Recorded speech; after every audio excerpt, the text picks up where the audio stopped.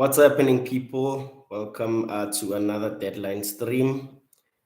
Thank you very much for watching my content, as always, ladies and gentlemen. For the benefit of those who are going to be watching this behind, it is 12:36, so it's 24 minutes, just under 24 minutes before our game week 22 deadline, ladies and gentlemen. I actually do have a couple of dilemmas in my team, so hopefully that I can make the correct decision, unlike the previous weeks that, went by, because I've been benching a couple of points, ladies and gentlemen. But one would say that it's better to have the points on the bench than not have the player at all. So I guess it's something to console myself about. So yeah.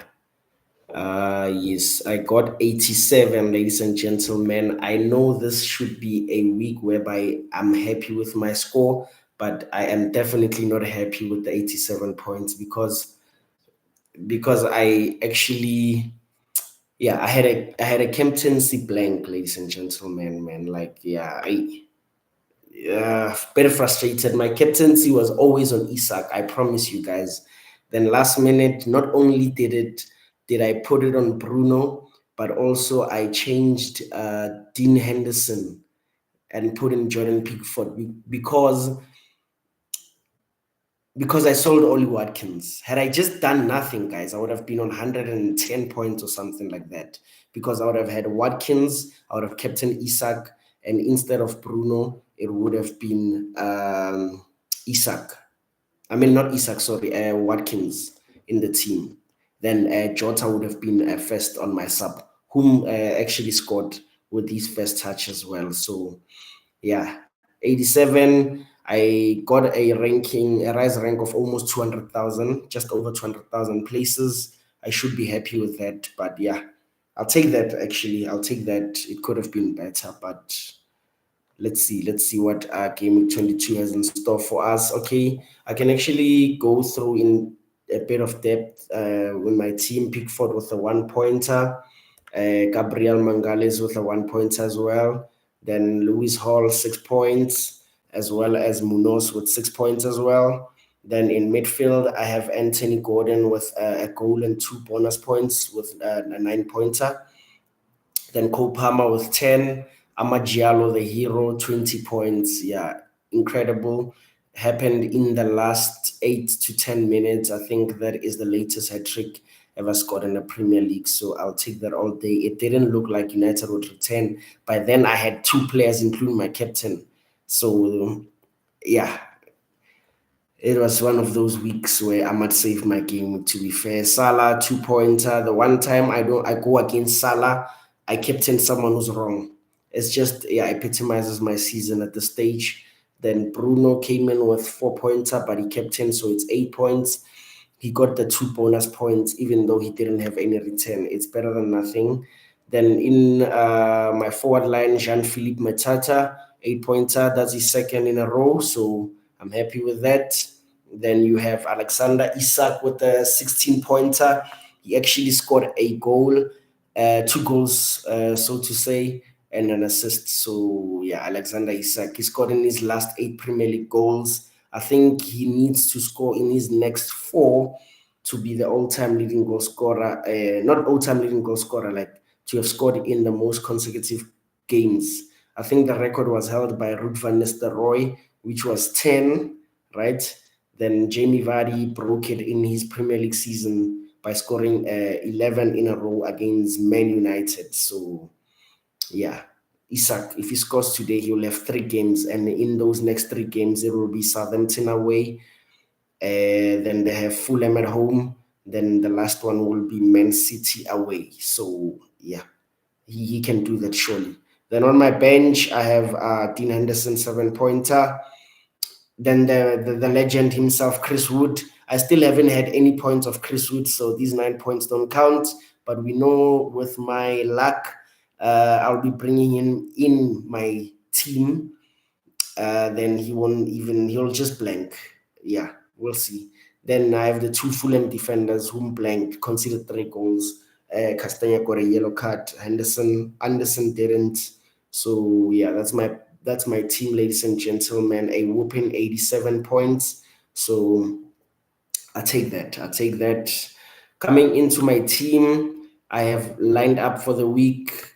Also have a lot of dilemmas, 50-50 calls. I know they're going to go against me as always. So I have Jordan Pickford in goal, then Gabriel Mangales, Lewis Hall, and Ibu Kunati. So that is my back line. My dilemmas and backline is in my defense is that should I start Dean Henderson, who is playing away to West Ham, right? Or should I bench Jordan Pickford and home to Tottenham? Likelihood is that both teams will score against my goalkeepers. So it comes down to who do I think is going to give me safe points. I think I'm just going to back Jordan Pickford. Yeah, I think I'm going to back him because he's at home. So even though I know Spurs will score, hopefully they'll take a lot of shots, possibly get a penalty, then Son misses it. So I think there I'll stick. But my other dilemma in the forward line, I don't think I will stick with it. In the next 18 minutes, I suspect I will be making a change to that. But yeah, you'll have to wait and see. I started Gabriel Mangales, Luis Hall, and Ibu Kunate, whom I bought last night. I could have easily rolled into two free transfers. I know that Liverpool will concede, but I had the exact amount of money to make a transfer by selling one of the Fulham defenders to Ibu Kunate. So my question was, if Kunate kept a clean sheet today, he's probably going to rise in price because he has Ipswich next week at home. Then he has the double game week. Then to end it after the double game week, he has Wolves at home as well. So I asked myself, if I'm gonna buy him, I might just well buy him this week, then roll in 23, going into the double game week of 24 with two free transfers, because I didn't also trust if the Fulham boys will keep a clean sheet as well. So they've been a total disappointment since I bought them in the World Cup.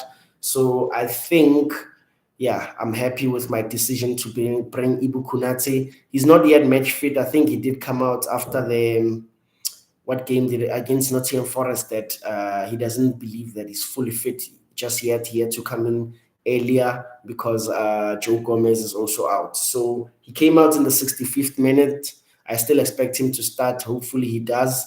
And yeah, if he doesn't keep a clean sheet, which is more likely that he won't, then hopefully he can somehow get those attacking returns from the set pieces. In my midfield, I have a midfield five of Kopama, Salah captain, Bruno Fernandes, Gordon Amajalo. My dilemma is who do I bench, guys, between Bruno Fernandes, Amajalo, and Jean-Philippe Mateta? Who do I bench? Like, if anyone is watching this, feel free to tell me on the chat. Who do I bench? Fernandez, Ahmad, or Christopher Wood, guys? Like, yeah, I need someone to actually help me with that. I need someone to help me with that. Yeah, because if I'm being honest, United didn't look like they're gonna score for a whole lot of that game against Southampton. If we are being honest, okay, Garnacho missed a relatively easy chance in the first half, but Southampton could have scored five. But that doesn't count in this perspective because I'm looking at the United attack. And then second half, we had a chance where Garnacho set up Anthony. It was more of a clearance, as the commentator did mention. Like it was a clearance that, yeah. Besides that, we had to rely on Ahmad's heroics at the end there. So against a better side, because we're playing the West side in the Premier League, 6 points. There's actually questions being asked that are actually Southampton gonna reach the 11 points of Derby County, which is the lowest in the Premier League. You'd say they will because they just need 2 wins, but where are they going to get the 2 wins? But if they play like they did, they might have a chance of beating that.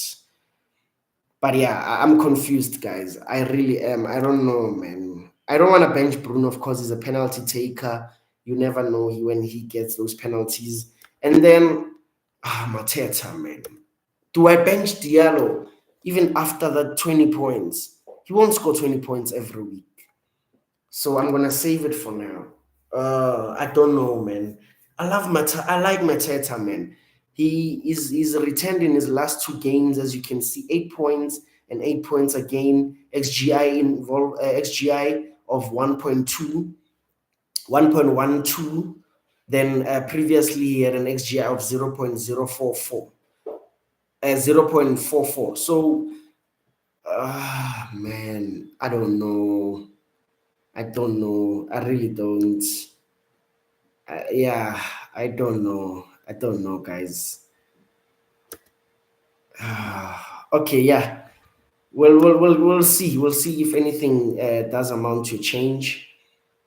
And then I also have in my attack. Okay, Mateta comes in for now. Chris Wood finally comes in my team, and Isak himself. Isak at this point in time, he's punishing us if we don't captain him, because he's now also started to be over 100 effective ownership. So his points don't actually count. One can say at this point in time, like, his points don't count anymore. So yeah, uh, I'm a bit confused, guys. I'm just a bit confused. I'm trying to see on my other mobile if I'm still online. Yes, I still am live. Okay, I'm still live, ladies and gentlemen. Yeah, I have a lot of dilemmas. I have a good team. I can easily bench boost, one can say, because I have Dean Anderson on the bench. I think they concede. Ahmad, you never know, man. If United are gonna score a goal, it's either Ahmad or Bruno. Those are our only source of goals. Remember, we don't have Rashford anymore. Our strikers are very, very gun shy. Rasmus Højlund had a very poor game against Southampton. Joshua Zexi played well, but he's not been too great either. So I don't know. Then Munoz, whom I did mention, has the best XGI for any defender this season, or XG rather, but he's playing away to West Ham. He'll concede. So do I think he will get those attacking returns? Maybe he might. Anderson, favorable fixture against Leicester, whom haven't scored much, to be honest, at Leicester City. So I have a very good team, guys. Yeah, my dilemma will either be Mateta or Ahmad. I think that will go to the wire. Of whom do I play between Jean-Philippe Mateta or Amad Diallo. I don't know. I don't know, but we will see, ladies and gentlemen. So yeah, that's it for my team. I am absolutely tired. Oh, because Mateta's on penalties, guys. I know that it shouldn't just be about penalties, but with fantasy, you don't need to play well. Sometimes your team can get a penalty, like United should have gotten a penalty against Southampton.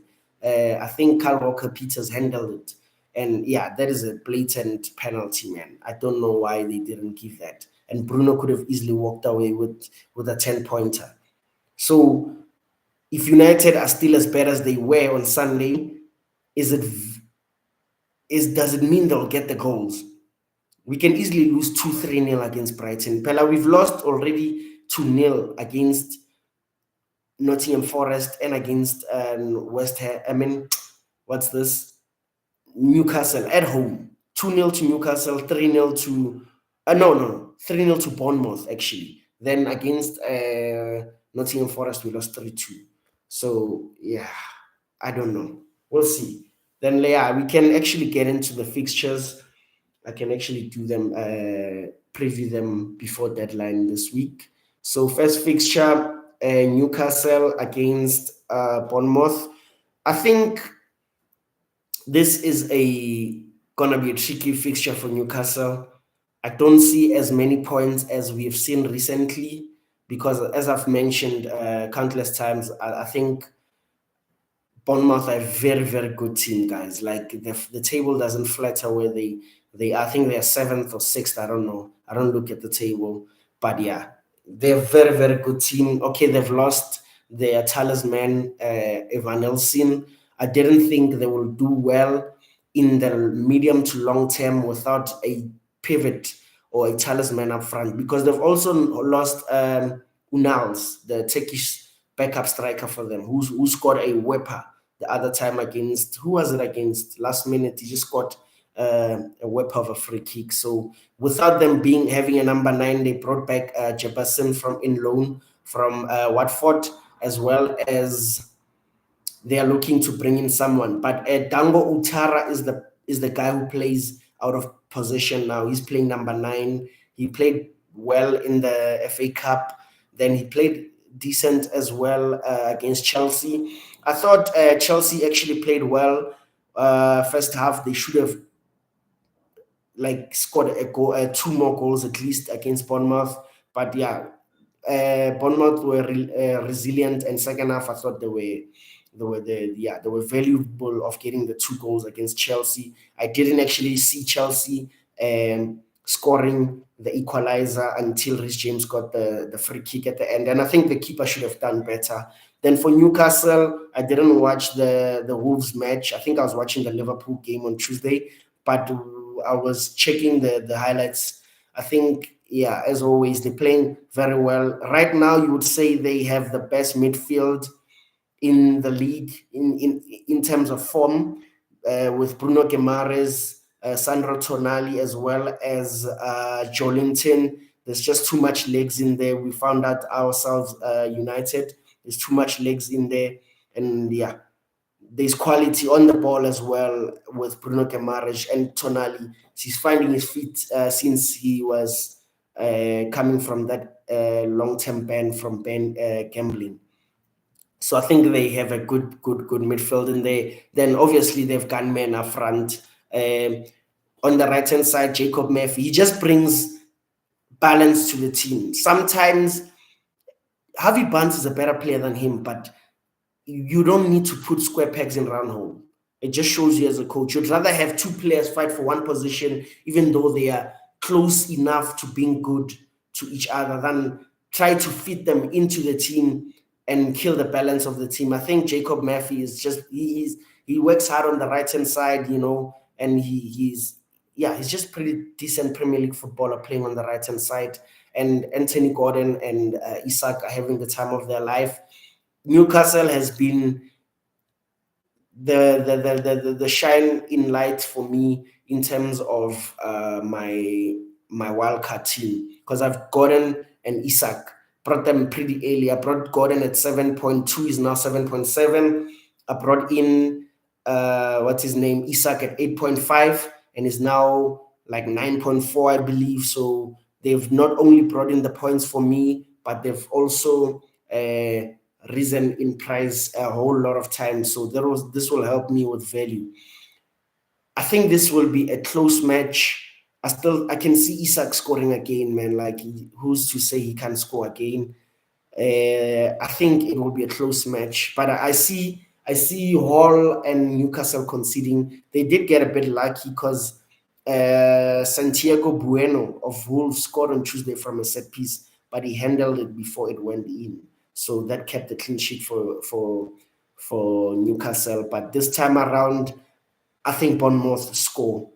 Like most times they do. I think Bournemouth score. So my prediction for this match, I think, will be 2-1.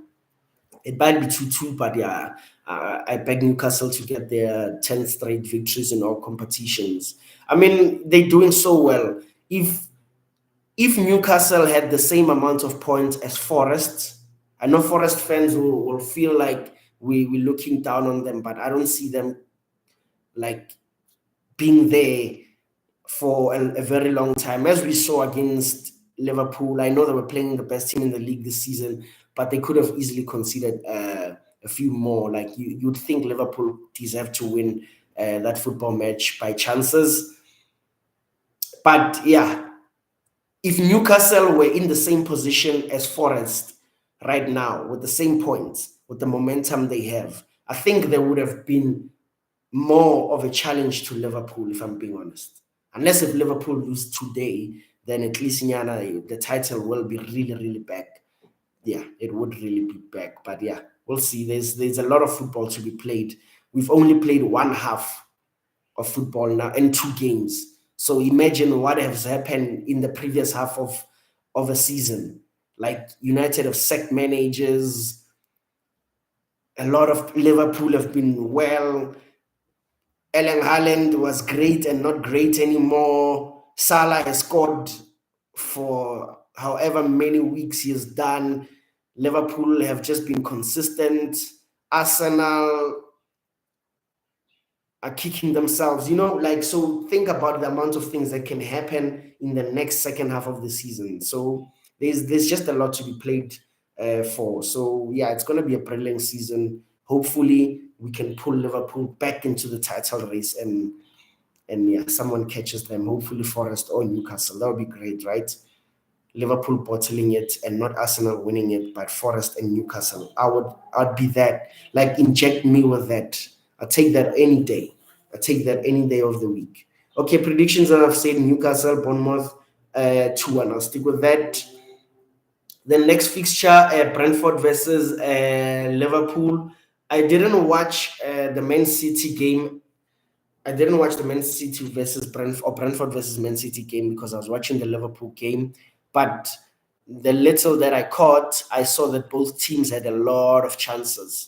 City had a lot of chances as well. So if Liverpool get those chances, I back them to score. And not even if, I think Liverpool will create more chances against Brentford, guys. I know Brentford are a very good team at home, but we have found out recently that they're not so good because in the first half of the season, they had played all the 8 teams that are below them at home. So now they're going to play all the teams that are above them at home, and it's going to be the other way around with their away fixtures. So I think they'll be better from home this time because they'll be playing all the bad teams away and all the good teams at home. So I think their away fixture can turn, and there'll be a half decent team away from home. If you have Brian Mbumo and Visa, I suggest you keep those guys because, okay, they're playing Liverpool now, but after that, guys, I think we're going to be looking at bringing in your likes for, what's this? Looking to bring in your Brentford players. But before I go any further, it's 2 minutes until deadline.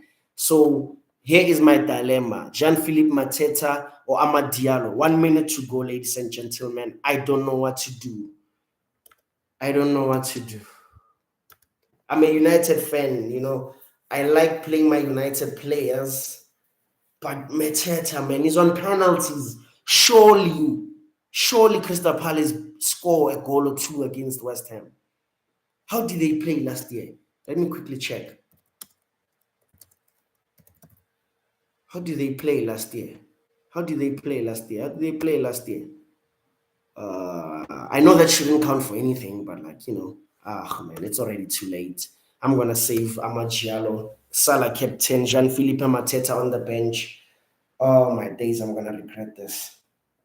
I don't know why I persist on playing the double United attack, guys. I just don't know why.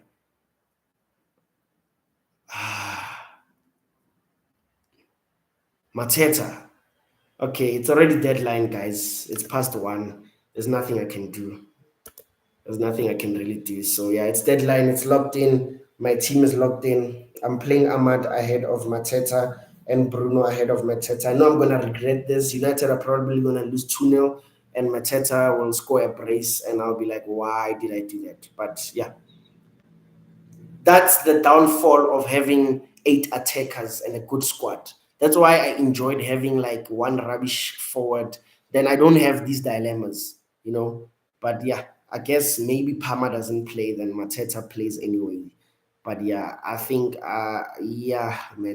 let's just get in with the games.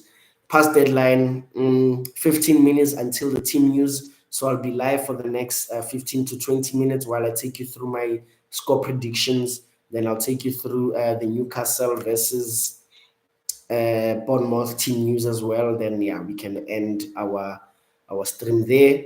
Where was I? Liverpool versus Brentford.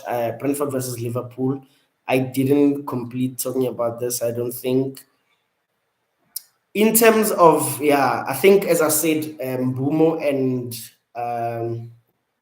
Visa, they are keep for me because their fixtures from next week are turning.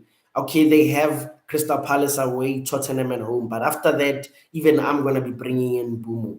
I think I'm gonna be selling even Gordon, guys. I know it sounds ridiculous, but I think I'm gonna be selling Gordon or Bruno for Bumo. He's on penalties. You know how it works. He's a 90-minute man, and he's just a good pick, man. I think he's the third highest scoring midfielder behind the two elite midfield picks in Salah and Palmer. So for me, if you have those, you keep, because we're gonna be looking forward to be bringing in Brian Mbumo as well as Joanna Visa. Guys, believe it or not, Visa actually has more goals. He's the highest scoring Brentford player of all time in the Premier League. He has more goals than Ivan Tony. I know that Tony has not played for practically 2 years of the however many years they've been in the Premier League, because he was spent for almost a year, and he's not played obviously this year. But remember that Visa was bought the season Brentford came up. So he's a gunman, guys. Credit to Johanna Visa, he's making a decent living. He's a double figure goal scorer. I think he's already got 10 this season. I can't check right now because the FPL page is locked, so I don't want to refresh it while I still take you guys through the predictions. So I'm just going to say what I think are the stats. Some of my stats might not be completely accurate, but feel free to correct me on the chat. That's why you guys are watching, right? Then for Liverpool, I think they just played. They started off well. I think they had 3 shots on target in the first 10 minutes against Forest, and then Forest got into the match.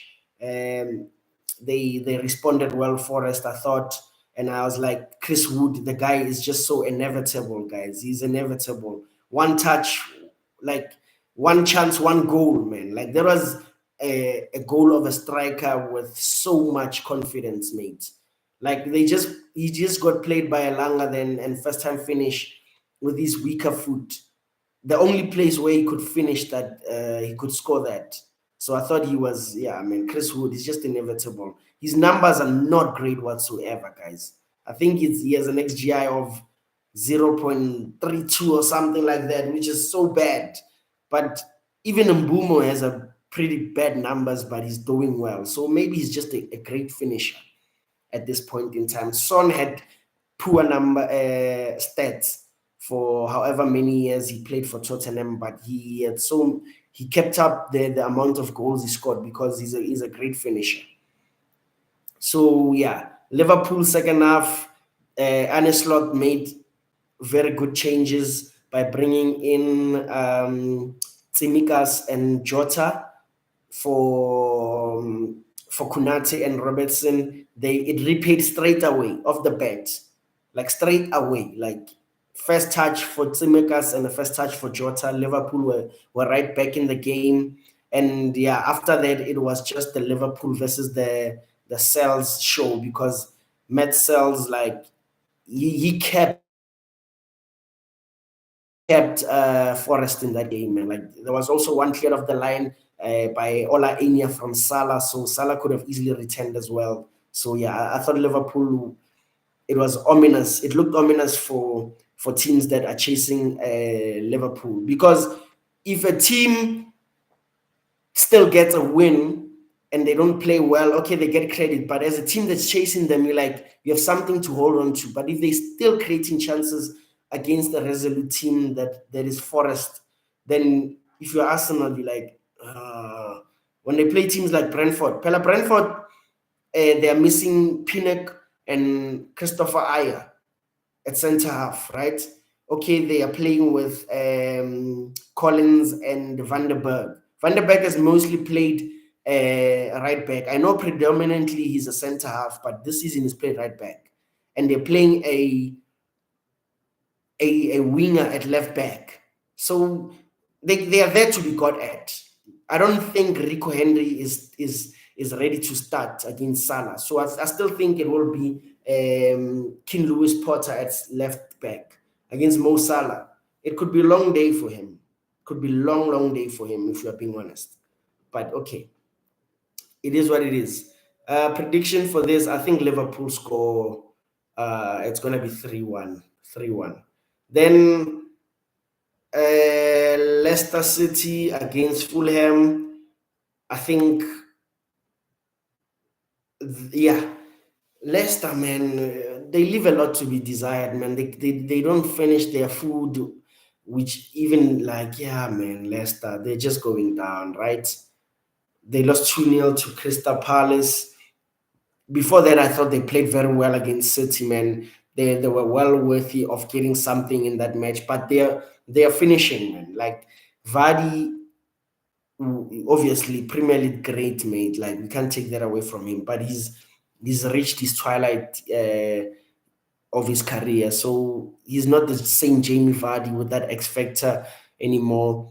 And yeah, the midfield, it's not a Premier League midfield, man. It really isn't. But yeah, you never know with Fulham. I think Fulham recently have conceded a whole lot of goals. They conceded 2 against Ipswich. They conceded 3 against West Ham, guys. So Fulham themselves, whom I've praised, just like Bournemouth, I've said that Fulham are a very, very good team. So, but this is why these teams are who they are.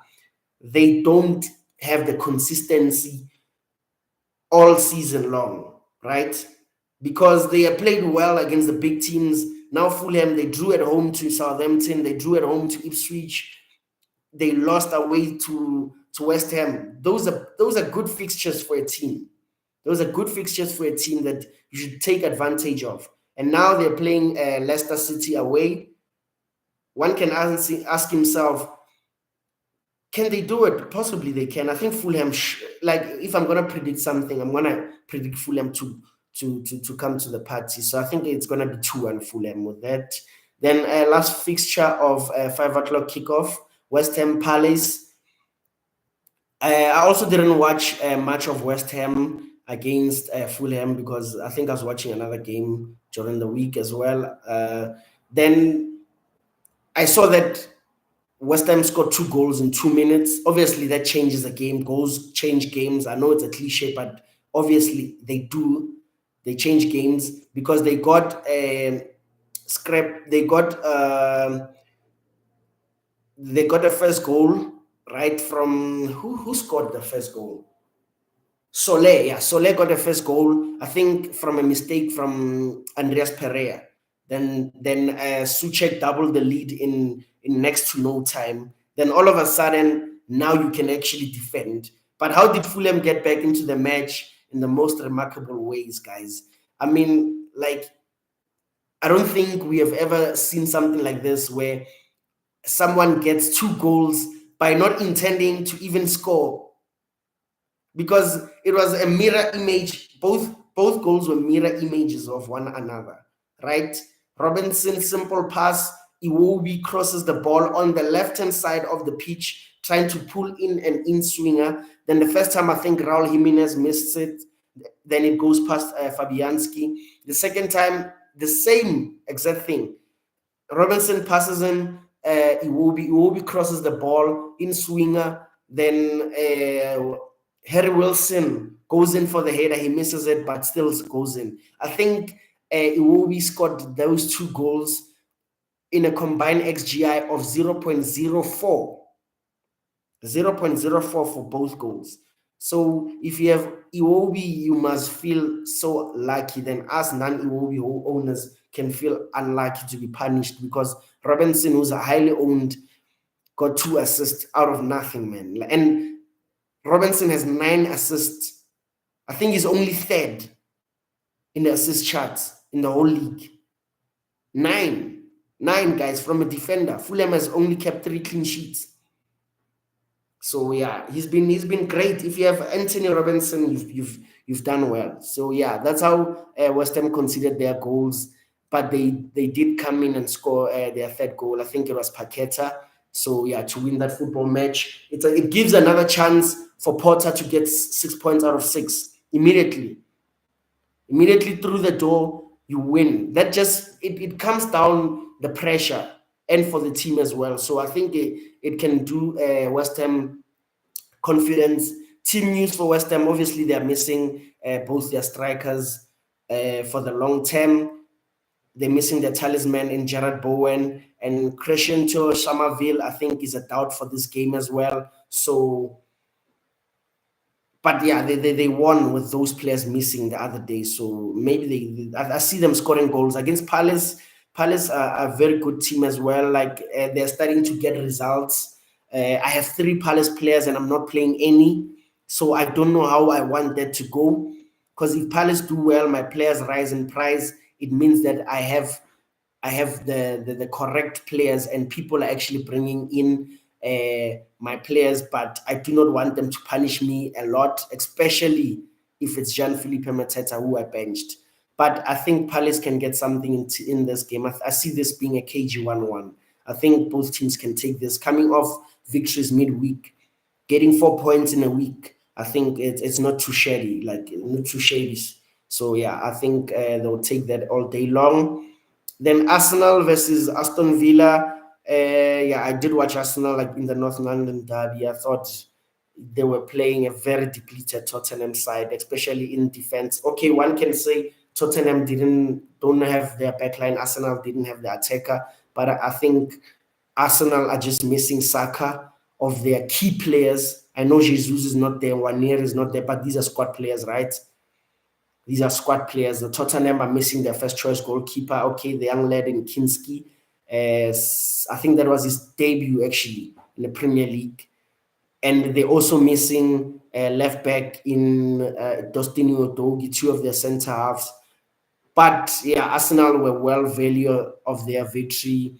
They had the chances. One thing that just does my head in with Arsenal is these set pieces, guys. Okay, they score from them, but guys, these guys take 1 minute and 20 seconds to set up, man.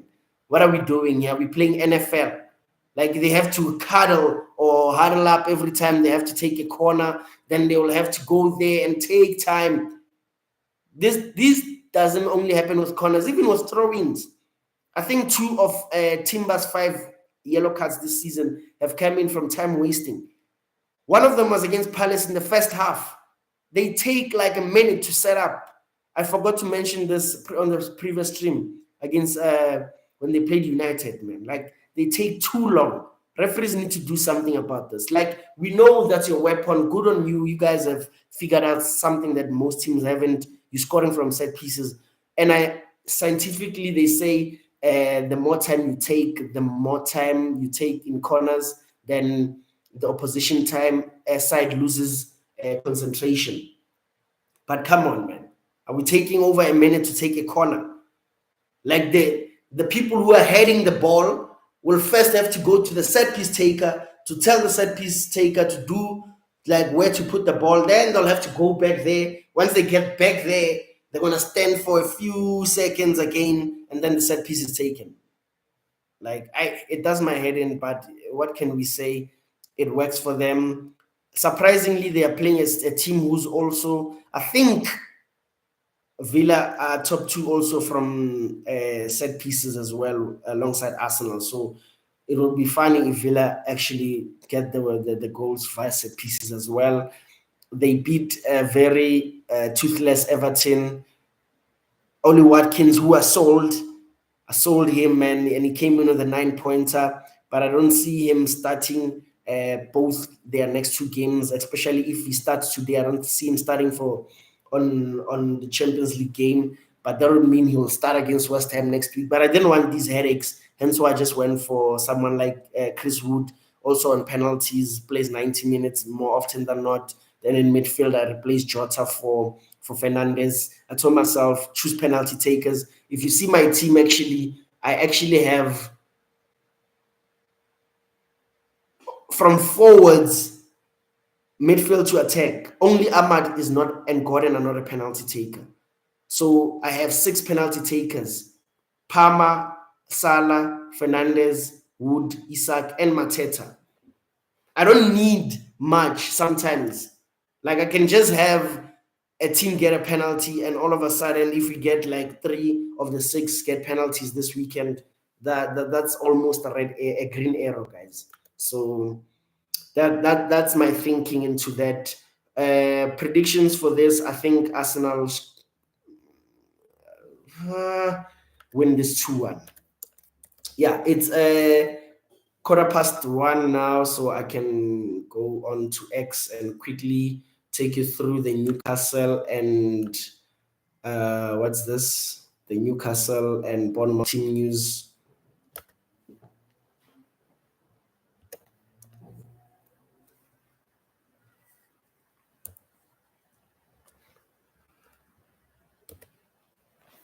The team news are as follows for Bournemouth.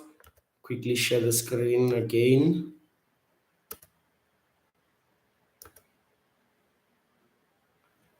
Okay, here news, ladies and gentlemen. Kepa comes back into the team. That's good news for them. He was captain, remember, against Chelsea. Then they have the center pairing of Hoysen as well as Zabani. Then fullbacks, I think it will be Kekesh as well as Cook. Because remember, guys, Hill got injured against Chelsea first half. Then Justin Kluivert came back into the team for Hill. Then Cook dropped into right back. He's predominantly a midfielder, but in midfield today, I think it will be Ryan Christie as well as Tyler Adams. Then ahead of them will be Justin Kluivert. Then on the wingers, it will be Semenyo as well as Brooks. Then up front will be Dango Utara. So basically, it's the same team. Two changes, I think. Kepa comes in, then Justin Kluivert comes in for Hill. So it's similar team to what was against Chelsea. But their bench leaves a lot to be desired, guys. Travis, McKenna, Jefferson, then the rest, I don't know who those players are. So Newcastle can have a game plan of keeping it tight. When the game opens up in the second half, they have more firepower at least and more quality off the bench to win it in the second half. Then Newcastle are unchanged. I don't think that's a surprise. They will play this team for as long as they can keep them fit. Only surprise is that they have two left-footed centre half in their team. So Botman again and what's his name? Botman and Ben. So basically, three of your four center defenders are left-footed. I don't think it's too balanced. I would have preferred Fabian Schär to come in maybe for Sven Botman or Ben, but basically Ben. But we know Eddie Howe loves Dan Ben. The team used Dubravka in goal, Botman and Dan Ben, a centre half, left back of Lewis Hall, right back of Livramento.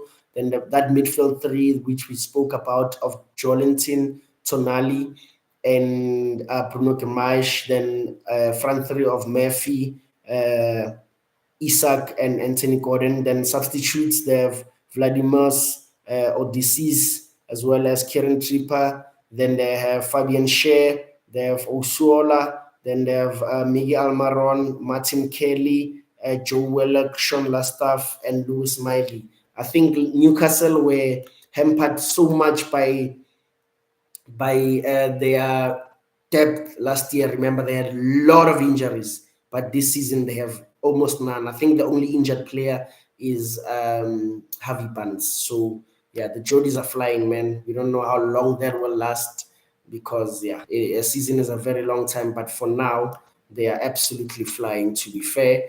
So yeah, let's quickly continue with the predictions of Sunday and Monday before I end this stream. 44 minutes into the stream. Sunday fixtures: Everton versus Spurs. Yeah, man, Everton just look toothless. Spurs still find a way to concede a goal, so surely Everton will find a goal from somewhere. Spurs can hit any team if they click, guys. Okay, they are missing almost their whole defense, but in midfield and forward, they have almost everyone fit. I think Timo Werner is missing, but he doesn't count as a player. I think most of you know my opinions on Timo Werner. Then in midfield, they're missing Bentancur from concussion. I think he'll be back by next week. So if they find early goals, I can see Spurs winning this game. But Everton they're playing home, man. Like they can make this tough. So my predictions for this one, I'll just say 1-1. Yeah, 1-1 for that. United versus Brighton. Oh my days. Yeah, we have to talk about Man United, right? I thought it was embarrassing, guys, what happened on Thursday night. Absolutely embarrassing. I couldn't have been more embarrassed of how we played against Southampton, guys. Okay, I was happy that Ahmad got the hat trick for me and Bruno captain for me, at least got somewhat of returns. And I know I am still playing. I'm still playing Ahmad and Bruno ahead of Mateta, as you can see in my team. But I don't see us scoring a whole lot of goals, guys. I genuinely don't, man. First half, it felt like one of those games where it's gonna be a drag. Same time, first 10 minutes, I could just see it. I was like, how we gonna even score? Okay, they had an early chance. Then we had another chance from Garnacho. If maybe Garnacho scores that, the game changes. But it was completely embarrassing, man. Ugarte, whom I thought played well against Arsenal and Liverpool, looked like he looked like he's running with like a chicken, headless chicken. Him and Kobe Mainoo in midfield, guys. I thought they were not too good, but you can give them the benefit of the doubt because they had played. At least for Ugarte, he played 120 minutes against Arsenal. So yeah, I think we'll have to make changes. Okay, Dalo will come into the team. Mazraoui moves back to right back, right wing back, and then Ahmad moves to the right 10. So by just bringing in Dalo into the team, that's 3 positional changes, right? Because Dalo comes into the team, he's left wing back, Mazraoui moves there, Ahmad moves there, right? So that's just 3 positional changes by just bringing Dalo. In midfield, I don't see him going with Mainoo and Ugarte. So I think it'll be Ugarte with possibly, I think he should start Toby Collier, man. He came in and he has a bit of legs. Then up front, I think he'll also make a change by bringing Zexi for Hoyland. Then in defense, it will have to be Maguire coming into middle center half for Euro. Then Euro, the little move right center half. I thought Euro, yeah, man. Sulumani ran rings around him, man. There's just no ways about it. And yeah, those things happen, guys. Like he needs to, like, there's no world class center half that has not had a bad game. But yeah, that was a terrible, terrible game. I thought Southampton were well worthy of getting at least going 2-0 up. At least going 2-0 up. I think they were well worthy for that. But yeah, goals change games. We nearly scored, equalized. Anthony missed a sitter. Then last 10 minutes, it was the Ahmad Diallo show, guys. I know basically it's recency bias. I'll say that. My plan was to play Mateta ahead of Ahmad. Then Heship comes in, Mateta's on the bench. I will probably regret that, but I'll regret it more if Ahmad scores another hat trick. Then I'll be like, what was I doing? Like, he's on form, you know? So, yeah. With that being said, I think United, man, we're gonna, yeah, like if Brighton just are clinical, half as clinical as any team, man, I see them like winning handsomely. That's if I don't speak with my heart and I'm just being level-headed, man. I don't see us even a goal. It's a struggle for United to score goals, but it's easier for them to concede. Set pieces, man. We've conceded possibly the most.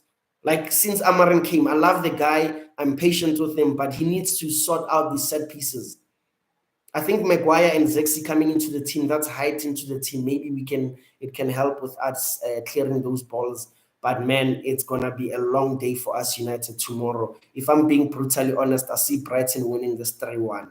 That's me being it's possibly 3-0, but surely we get a goal, even if it might be a consolation. So I'll say 3-1 Brighton. Next fixture, Forest against Southampton. This is the first time I actually have Christopher Wood in my team, guys. So this is where he will blank, right? We've watched him score 13 or 14 goals. I don't know how many he has this season, and I've never owned him for one. Okay, last week he was on my bench. Yeah, so that doesn't count. So hopefully, yeah, he can get at least a goal. The thing about Wood, right? Whenever he scores, he's in the bonus points. Why? Because Nottingham Forest don't score a lot of goals, and he basically scores majority of the goals. So when Forest win, it's basically 1-0 or 2-1. So that's the thing I like about Wood. He comes into my team. For me, it's going to be a short-term buy because I'm looking to bring in Mateus Cunha, maybe game week 25 or 6. I will be loving Wolves fixtures. Again, Cunha is one whom I didn't own for almost all for the whole season, just like Wood. So yeah, I think Forest should beat Southampton, but if Southampton play as good as they played, I actually thought they played well in midfield there with Fernandez, Joe Oribo, and Tyler Dibling. I thought they pressed us very, very well. But yeah, man, sometimes these results don't count. It's the Man United tax. So you never know if Southampton actually have improved or not. We'll see. It could easily be a Forest thumping, but I don't see that happening. I think Forest win this 2-1. Maybe Southampton gets something. Yeah, Forest 2-1. Then last fixture for Sunday is Ipswich versus Manchester City. Ipswich lost 2-0. They brought in Phillips in midfield. I think, yeah, it didn't work well. They were looking ahead of for the City game because he's not going to be eligible to play today. So yeah, City should win this football match. They had a lot of chances earlier on against Brentford, but Brentford at the end, one can say worth valued at least for a point against City. So I think they still look like they can concede chances, even though they're at least now creating more chances, Man City. So yeah, I can only see this going one way, which is in favor of Man City. So I'm not going to speak much about this. I think it will be a 2-1 to City. Then on Monday, fixture, Enzo Maresca mentioned that Levi Colwell, Romeo Lavia, Enzo Fernandez, as well as Cole Palmer are out, right? I don't think any of those are gonna miss that match. Maybe Lavia, because obviously we can now say he's injury prone, right? But besides that, I think Palmer plays.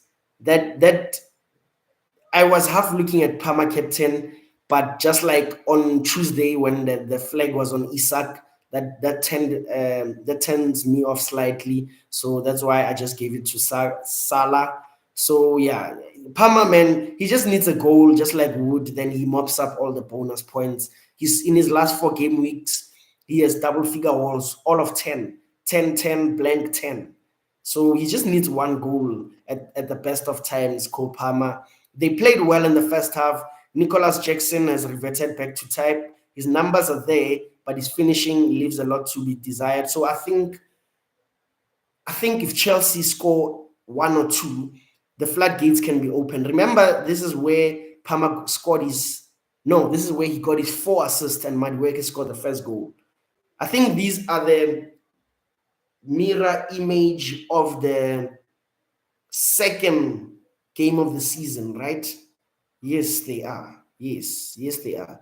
The second game of the season, or third, possibly. Yeah, this is what happened because I remember that Chelsea scored 4 goals against Wolves. So this is the reverse fixture. Wolves, they've had a lot of injuries in defense, but now at least Nelson Semedo's back. Craig Dawson is back. They bought a center half, but Cunha is now ill. So, but at least the game is not until Monday. This gives them time to recover. So they almost have everyone fit again. Totti Gomez is back in midfield. Bubaka Gomez, rather. He's back in midfield. Then Totti in defense is near a return. So they will have a full complement of players. Remember, Wan Hee-chan is also back there. So, yeah, I think Chelsea are due to win this game. They haven't won in 5 Premier League games, guys. Like, the fall-off has been sensational as well. Like, so, yeah, but surely now, because imagine if they don't win this, they will go 6 games without a win, and then they have to play They have to play Man City away next week. That's 7. Then now Maresca is under pressure from being title contender to not being, to actually having the top 4 in doubt. So we'll see. But my prediction for that, I think Chelsea win this 3-1. So yeah, that's it for my predictions, ladies and gentlemen. My team again for this week, obviously Pickford, Gabriel, all Kunate. My 3 Newcastle start. I brought in Kunate for Castagne. I had the exact amount of money, so at least now I have 2 Liverpool players ahead of the double game week in 24. So next week the plan is to roll and see if I can get the 3rd one. But who am I gonna sell? Because I am loving my front 8. I'm actually loving them more. That I don't wanna my plan, as I've said many of times, bench Diallo, play Mateta, but the hat trick has changed my mind. Maybe even Bruno. I benched the penalty taker. Hopefully, won't hurt me because I've also benched all 3 Crystal Palace players. But coming into next week, I will be looking forward to be bringing in the Palace players. Yeah. Geez. Okay, the game has refreshed. The game has actually refreshed. It's still locked, guys. That's why I didn't want to refresh the page. Yeah, I guess it is what it is, guys. Thanks a lot, guys, for watching my stream. I see we've picked. Please, before you leave the stream, like my video. If you're not subscribed, subscribe to my channel. I've been doing this since the season started. I just come here, no research, to be fair. I just speak about football and FPL.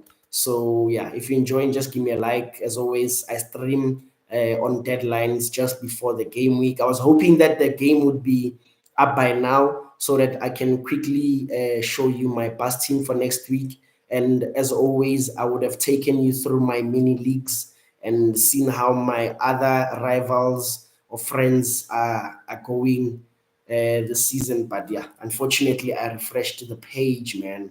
And yeah, that's it, guys. So yeah, just under 1 hour. Thank you very much for watching the stream, ladies and gentlemen. Tell your friends to tell their friends that Ofentse has a YouTube channel. So yeah, thanks a lot, guys. Until then, peace.